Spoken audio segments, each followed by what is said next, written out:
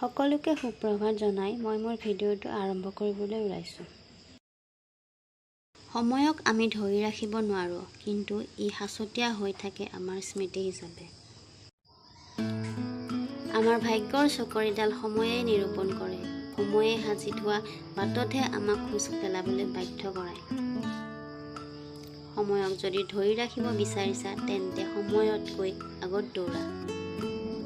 কৰ্ম হ'ল এডাল গছ, যাক আমি ৰোপণ কৰোঁ। আমি কৰা ভাল বেয়াবোৰেই হ'ল ইয়াৰ যতন, আৰু পৰিণাম হ'ল ইয়াৰ ফল। আমি যেনেকৈ যত্ন ল'ম, তেনেকৈয়ে ফল পাম। সময়ে প্ৰতিটো খোজতে আমাক কিবা শিকাই যায়, কিবা দি যায়, নহ'লে বা আমাৰ পৰা কিবা লৈ যায়। সময় কাৰো পক্ষপাতী নহয়, ই সকলোকে সমানে ভাল আৰু বেয়াবোৰ দিয়ে, মাত্ৰ দুদিন অগা-পিছা কৰি। সময়ৰ সোঁতত এদিন সকলো হেৰাই যায়। সময়ে পৰিৱৰ্তন আনে। সময়ে হৃদয়ত থকা মৰ্মম বেদনাকো পাহৰণি গৰ্ভত বিলীন কৰি দিয়ে। সময়ে সকলোকে উভতাই দিয়ে।